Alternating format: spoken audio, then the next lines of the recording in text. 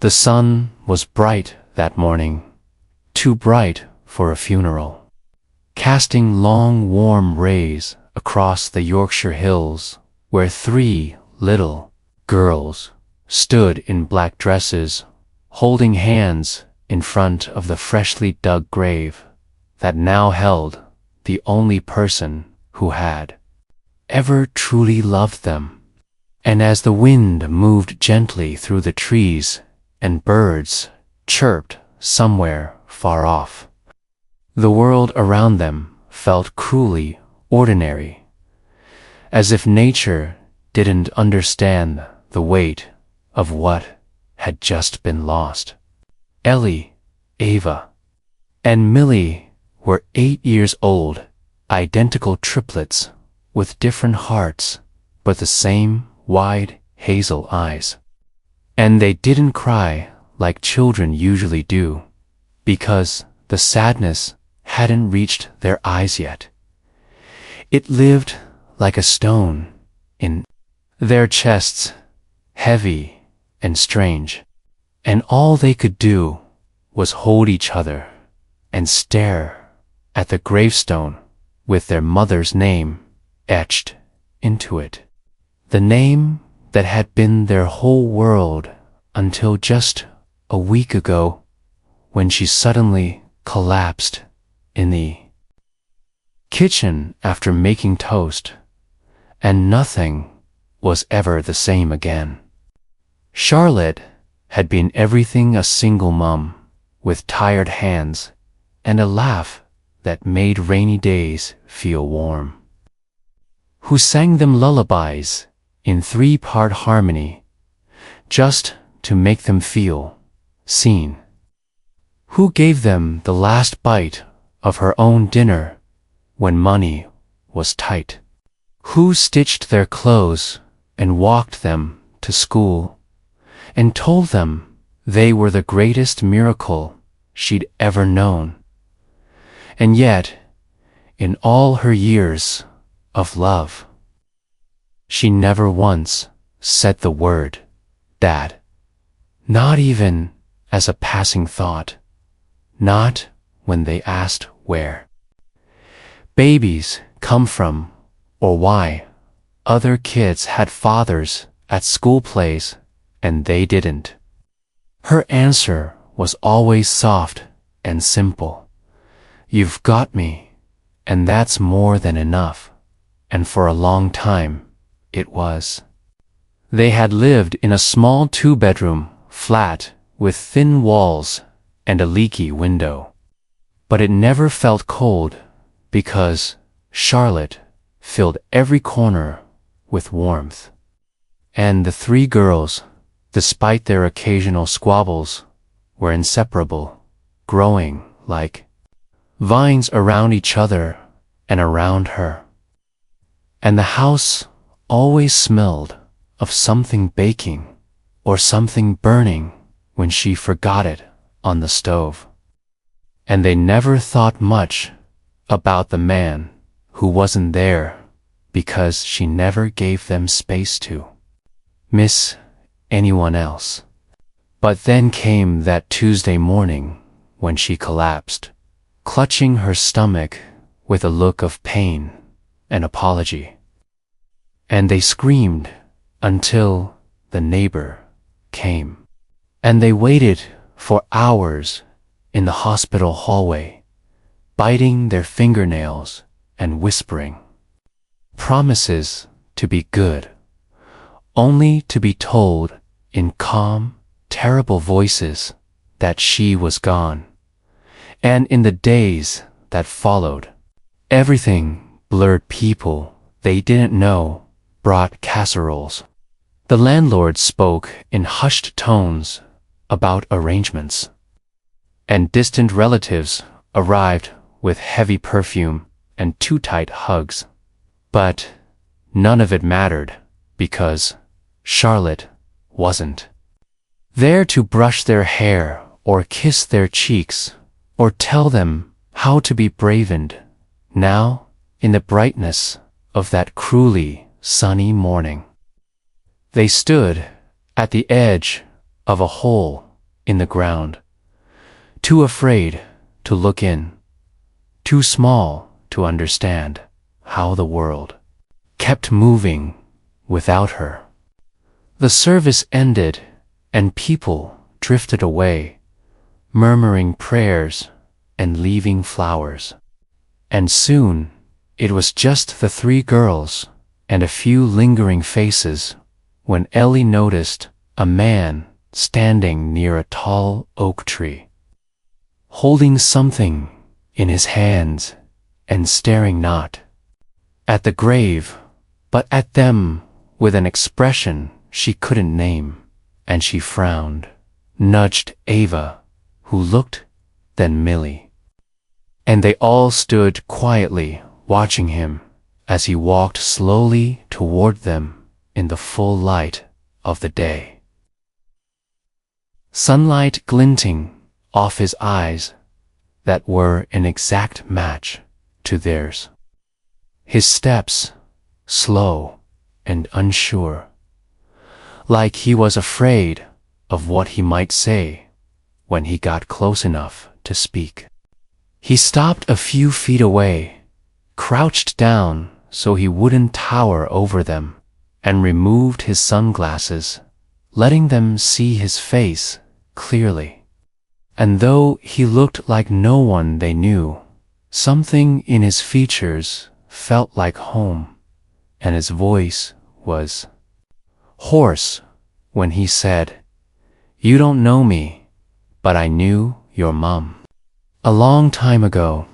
And the girls said nothing because they didn't know what to say. And the mentor, now that he stood, again took a deep breath and said it, "I'm your father." And the words hung in the golden air like fog that didn't belong, and the girls stared at him with wide eyes that didn't blink. And Ellie finally whispered. She never said, her voice small but steady, and the man nodded slowly, tears forming now as he replied, "I know, and I can't undo that, but I'm here now, and I don't expect anything. I just wanted you to know you weren't alone." And he handed Ellie an envelope, yellowed and creased, with their names written in their mother's familiar script. And he backed away, giving them space, not asking for a hug or a question, just watching them the way someone watches something sacred and far away. And then he turned and walked off toward the sun-drenched path that curved behind the cemetery trees. And the girls held the letter without speaking, their hands trembling, not because they were afraid, but because everything they thought they knew had just shifted like the earth underfoot. They didn't open it right away. In fact, they carried it around for days, from the foster home where they were temporarily staying to the park where they sat in silence watching other kids play.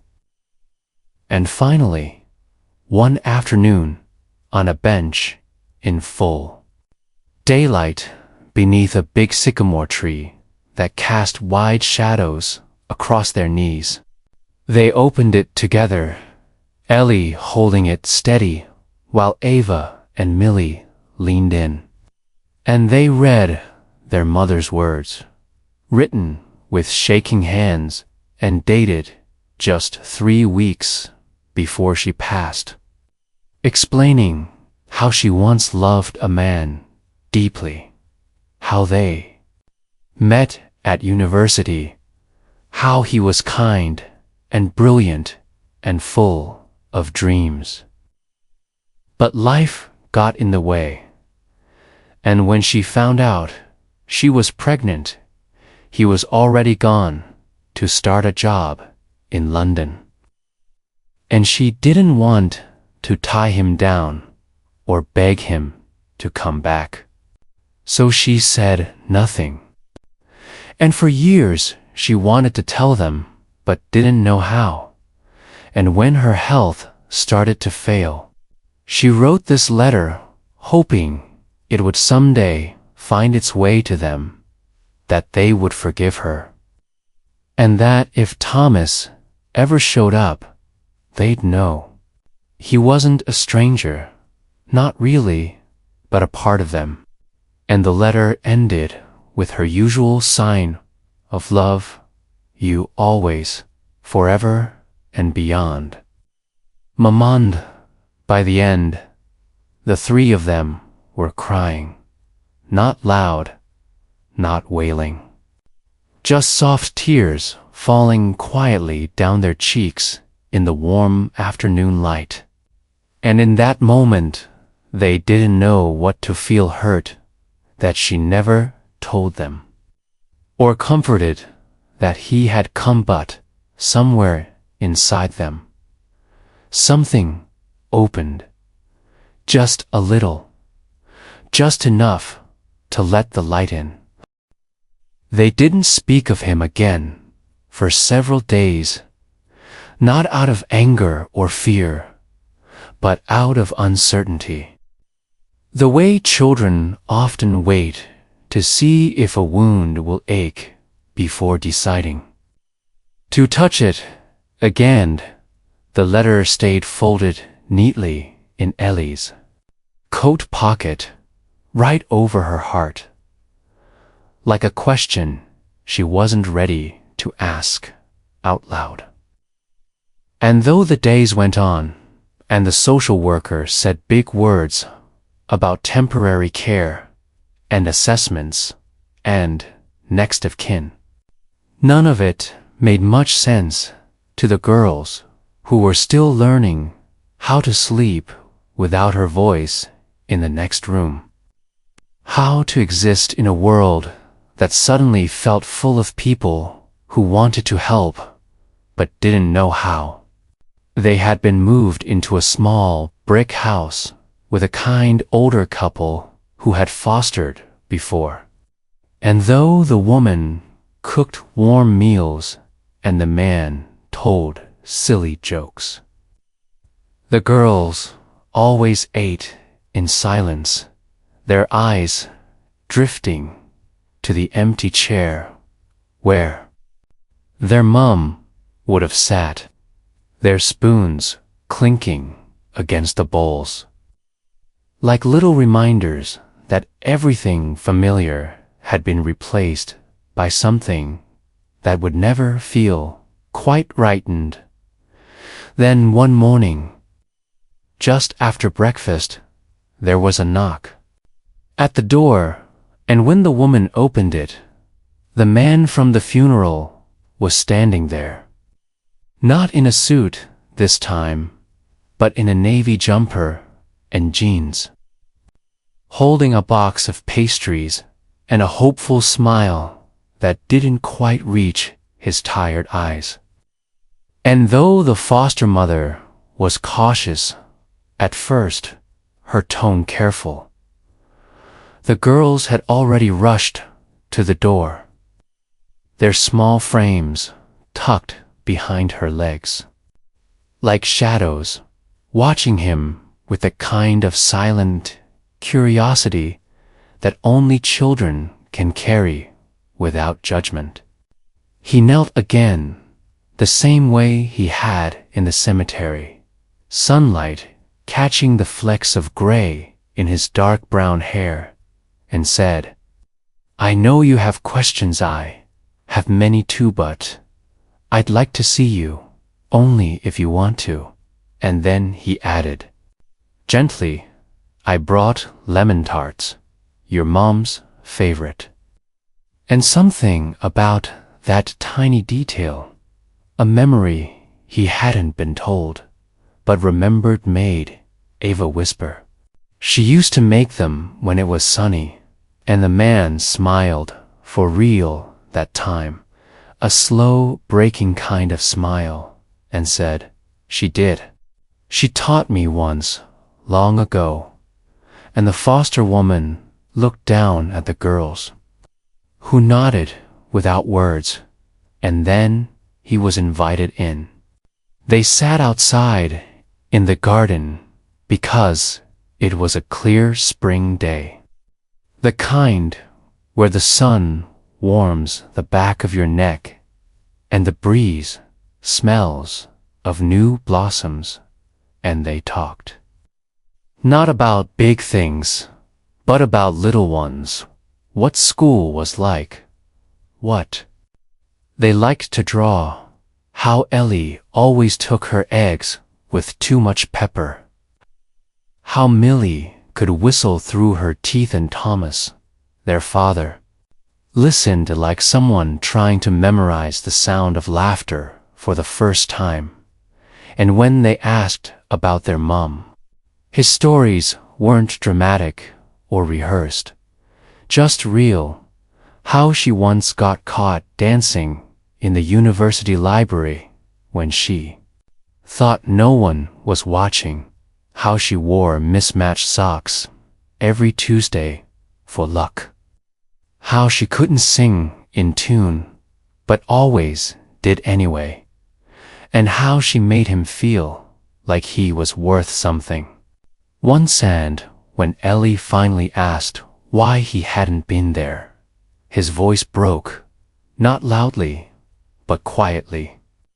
The kind of break you only hear if you're listening closely.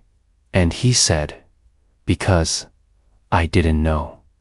I left for a job, and by the time I found out you existed, she'd already moved. And I spent years trying to find her, but she changed her number, her name on documents. And I didn't even know I was a father until someone from the hospital tracked me down after she." And he didn't finish the sentence because he didn't have to, and the girls looked at him, really looked this time, and saw not a stranger, but a man carrying his own kind of grief. From that day on, he came by every afternoon, never staying too long, always bringing something small, a book, a box of their mom's favorite tea, a photo from their youth he had dug out of storage, and slowly the conversations grew deeper, the silence more comfortable, and the moments more natural, like watching something frozen begin to thaw under the steady heat of daylight. He never pushed, never asked them to call him dad, never pretended to know what they needed, but he listened, always. Even when the stories made no sense, or when Millie cried because she couldn't remember the sound of her mother's voice anymore, and he didn't try to fix it, only held her hand and cried too, and somehow that felt safer than anything else. One weekend, he invited them out to a little seaside town their mom used to visit when she was younger, where the cliffs met the sea in wide blue sweeps, and where a small wooden bench overlooked the water, carved with the names Charlotte. Tea inside a wobbly heart hand. When the girls saw it, all three of them touched the carving at once, like it might beat with her memory. And Thomas stood back, tears rolling down his cheeks, because he hadn't seen that bench in nearly a decade, and never thought he'd return to it with the daughters he never got to raise. They sat there for hours, talking, drawing pictures in the sand, and eating sandwiches he had packed himself, cheese and crisps, just how Charlotte used to make them mad for the first time in weeks. The girls laughed freely, the kind of laugh that comes from sunshine and the smell of salt and the feeling of being remembered. On the drive home, Ellie, who always spoke, first asked, "Did she love you?" And Thomas, gripping the wheel a little tighter, nodded and said, "Yes, very much." And Ava whispered, "Do you still love her?" And he answered, "Always." And the car went quiet, but not in a sad way. In a way that meant something important had been said and heard. Over the next month, their lives slowly began to shift. School felt less strange. Food tasted better. Nights weren't as dark-canned, though grief still lived inside them like a shadow. It no longer blocked out the light entirely, because now there was someone who showed up every day, not to replace their mother, but to remind them they hadn't been forgotten. He helped them with homework, watched cartoons he didn't understand, and one afternoon, when Millie scraped her knee on the pavement and he carried her all the way home, she buried her face in his chest and whispered, "You smell like her."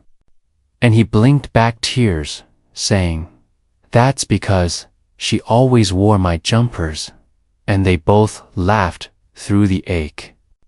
On a Sunday picnic in the park, Ellie Braver now handed him a card she had made, drawn in crayons with stick figures and a sun and a sentence that read, "Maybe one day I'll call you Dad." And he held it to his chest like it was a medal, and kissed her forehead without saying a word, because he knew trust wasn't something you asked for. It was something you earned, day by day, with patience, presence. As the girls played among daffodils, and he watched them with a heart cracked open and full of sorrow and joy, he understood, finally, what it meant to be a father. Not biology, not paperwork, but being there when it mattered. Even when you're late, even when it hurts.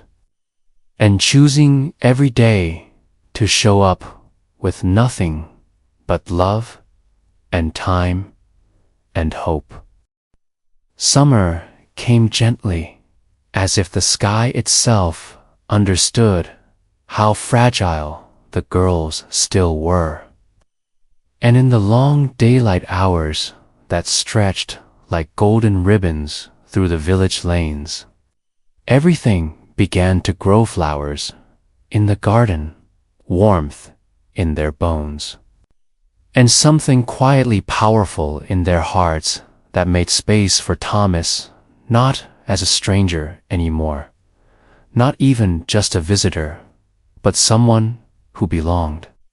And though the ache of losing their mother never disappeared, it softened into something more manageable, like a familiar song you learn to hum without crying. And each day brought with it a moment, small, beautiful, or clumsy, that wove new threads between them, knitting together a story they never expected, but slowly came to accept as their own. By July, the foster couple who had cared for them so gently and without question told the social worker they believed the girls should be with their father. And after weeks of assessments, interviews, signatures, and nervous silences, a court date was set. And though Thomas, dressed in his best suit, and answered every question with honesty and quiet emotion. It was Ellie who sealed everything when she stood on the polished wood floor of the courtroom and told the judge that he showed up. Not once, but every day, even when they were scared or messy or not ready. And that her mom would have wanted them to have someone who looked at them the way he did. And the judge, a woman with silver hair and kind eyes, nodded and said, "Then let it be done." And just like that, the man who had missed their first steps, first teeth, and first scraped knees was suddenly the man who would be there for everything next. And when they left the courtroom, hand in hand beneath a wide blue sky, Millie said quietly, "We should go home." And no one needed to ask where home was anymore. Thomas had spent months preparing their new place, a small cottage on the edge of a meadow with ivy climbing the walls, a wide open garden, and a kitchen full of sunlight when the girls arrived for the first time with their bags and nervous laughter. They found 3 rooms painted exactly as they had described. Ava's filled with stars, Ellie's with books and soft green walls, and Millie's with drawings taped lovingly beside the window. And in the center of the house, in a room with an old piano and a bay window, hung the only picture they had of Charlotte smiling wide, holding the 3 of them as babies, her hair messy and her eyes full of life. And below it, Thomas placed a single vase with wildflowers they picked together each weekend, saying it was their way of keeping her close without pretending she wasn't gone. They spent that first week learning a new rhythm, brushing teeth beside a man who made faces in the mirror to make them giggle, trying burnt pancakes, arguing over who got the last glass of orange juice, and watching the stars together from the back garden, where he told them how their mother once believed the brightest stars were people who had to leave early because they were needed to light up the sky. And Ava, with tears in her eyes, whispered, "Then she must be the brightest of all," and none of them argued. Days turned into weeks, and weeks into months, and as school resumed and autumn began to crisp the leaves, their little family started to feel more real, not perfect, not without tears or hard days, but steady, and full of moments that mattered. Like the first time Millie forgot to cry on the anniversary of Charlotte's death and felt guilty until Thomas said, "That just means she's living inside you now." Or the time Ellie found a tape in one of their mother's old drawers with a message she'd recorded for them while she was sick. And they sat together on the living room floor, listening to her voice crackle through the old player, telling them how proud she was, how brave they were, and how she hoped they'd never stop singing, even if she wasn't there to hear it tanned by the end. All 4 of them were holding hands and crying softly into the cushions, their silence full of something that didn't need words. Thomas began keeping a journal, not because he needed to remember, but because he didn't want to forget the way Mealy tilted her head when she was thinking, or how Ava sometimes hummed when she was scared, or how Ellie always looked up at the sky before answering hard questions. And each page was a tribute to the time he was finally getting the second chance he never thought he'd have. And he often told them stories of when they were babies, stories he imagined in the quiet years when he didn't even know they existed. Like how he used to dream of braiding hair or carrying them on his shoulders at the fair, and now those dreams were real and messy and loud and beautiful in ways he hadn't even known to wish for. They took trips to the places Charlotte once loved, the tea shop near the coast, the hill where she once made him propose as a joke, the hidden path behind the library where she used to read under a tree, and every time they left a note or flower or something small as a way of saying, "We're still here. We still remember." The seasons changed again, and winter wrapped the village in frost. But their home was warm with fires and cocoa and the chaos of 3 growing girls who fought over socks and stole each other's toast.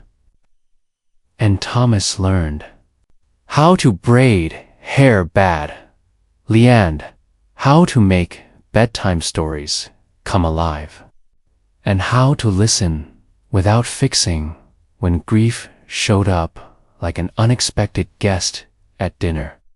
On the first Christmas together, they hung for stockings above the fireplace, and one small mitten beside the photo of Charlotte, not as a replacement, but as a thank you. And when they lit candles, each of them shared something they loved most about her, and something they were learning to love about themselves. And it became a new tradition, one that blended past and future without losing either. At school, the girls started to thrive. Ganley joined the debate club and wrote essays about bravery.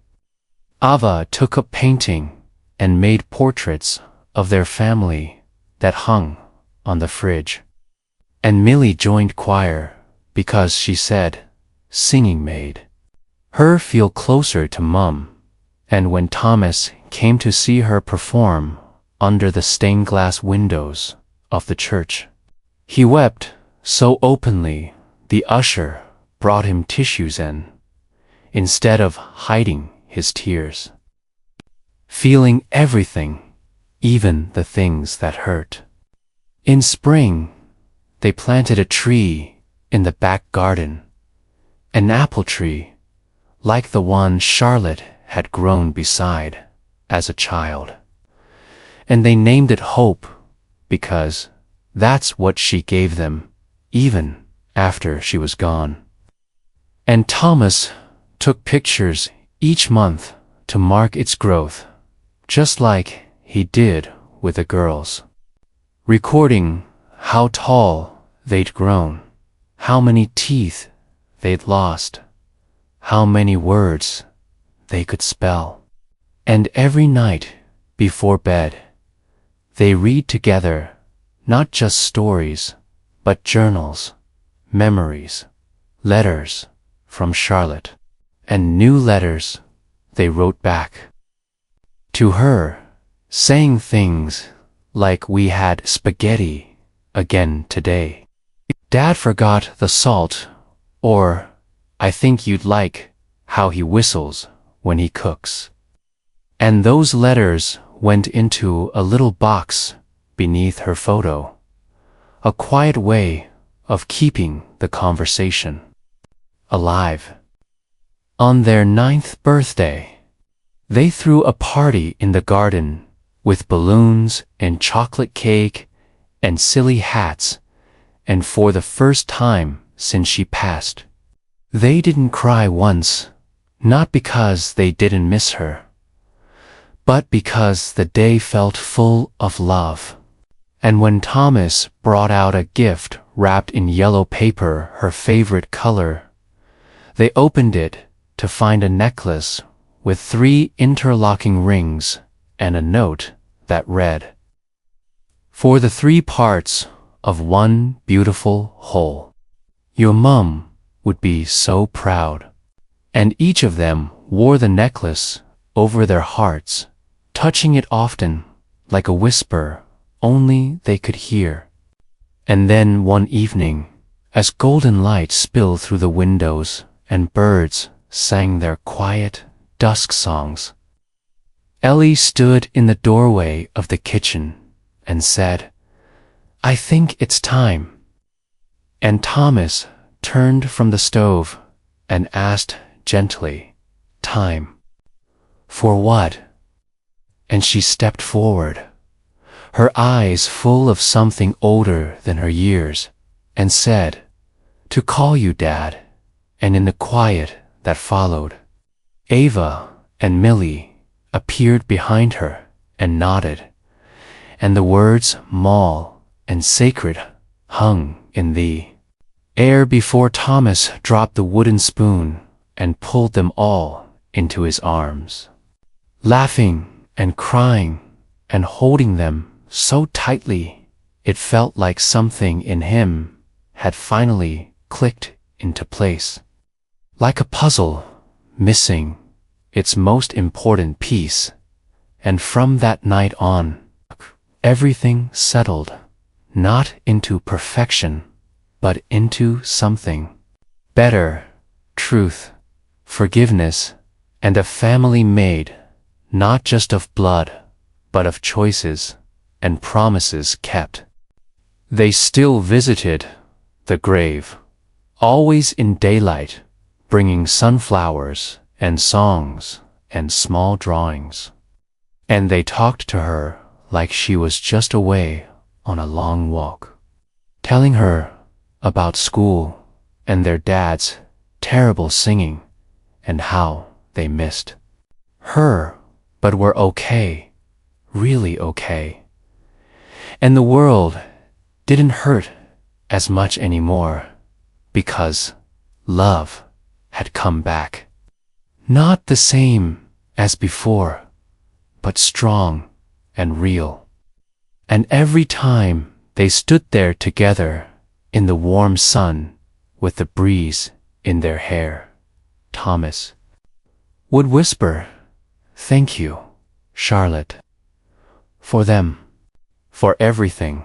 And as the years went by and the tree in the garden bloomed fuller and their laughter echoed louder, the girls grew up with the unshakable truth that even the deepest pain could lead to unexpected joy, and even the people who arrive late can still be the ones who stay forever.